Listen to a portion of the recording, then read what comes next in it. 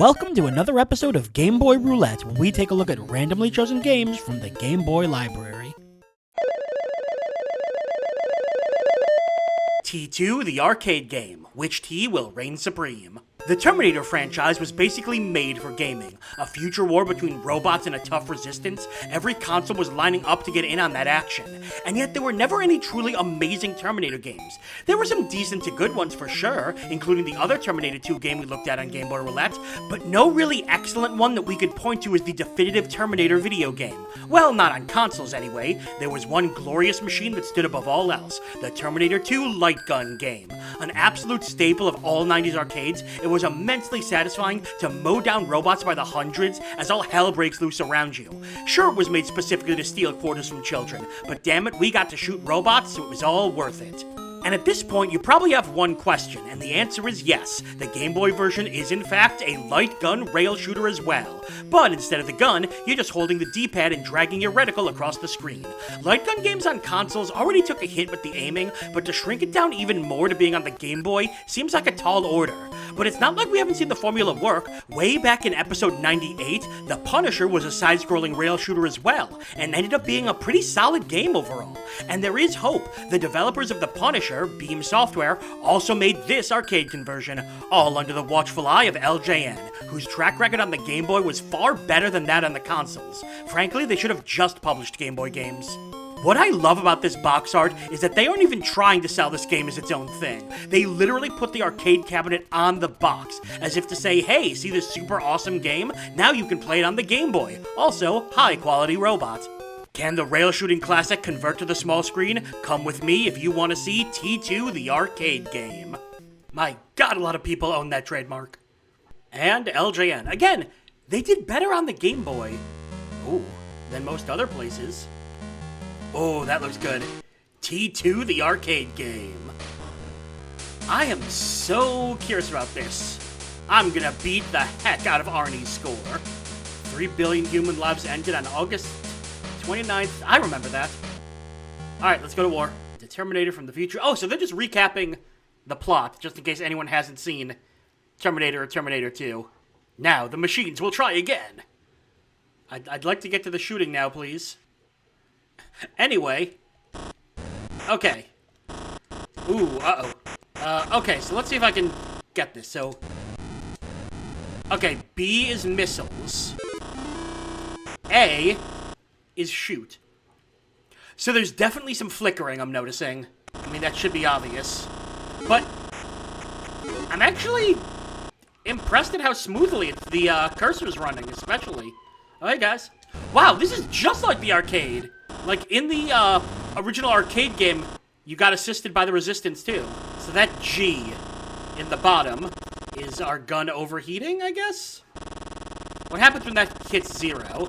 And more importantly, are any Terminators going to jump up right in front of me?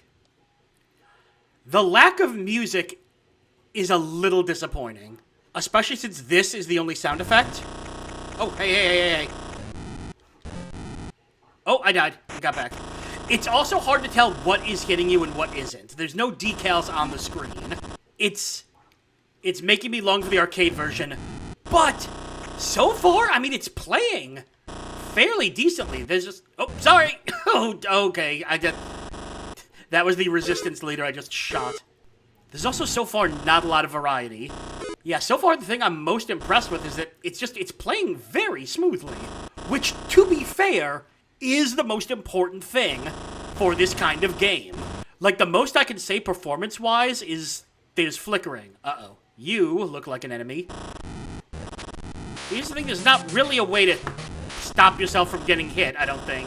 You want to shoot that? Okay, there's no feedback on this boss showing you it's gotten hit.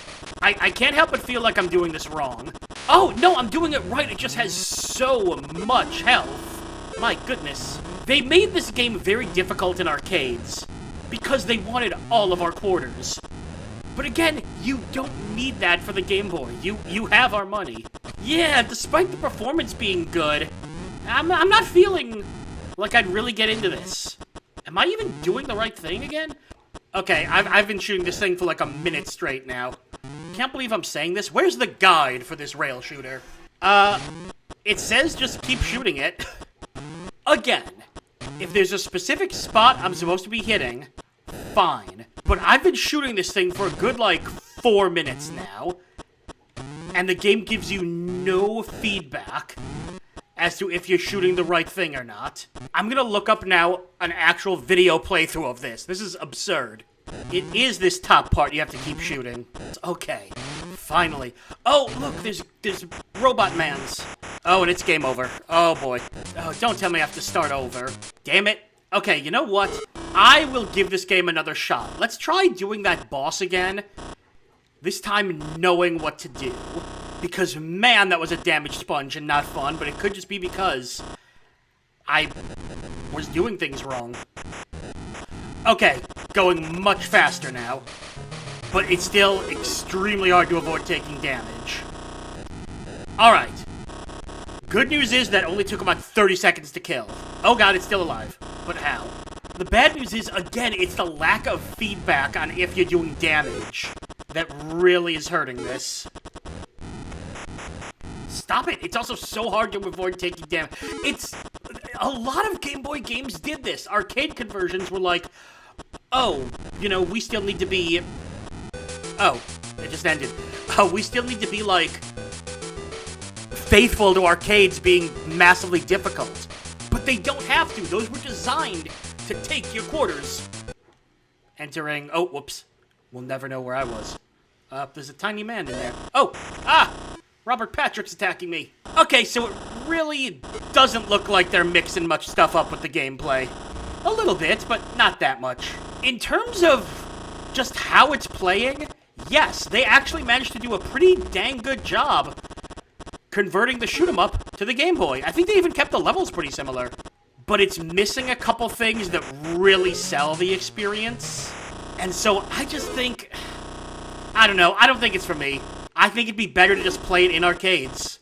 I mean, sadly, you can't take arcades on the bus to school. Well, I mean, I guess you can. It would just be really difficult. Hey, an attempt was made and it was kinda pulled off. Of all the types of games to move to the Game Boy, I'd put rail shooters near the top in terms of difficulty, if not at the top. Shooters have so many little details that go into making them work, and the limitations of the system often precluded those details. In the case of T2, at the very least they got a very solid foundation of a game going.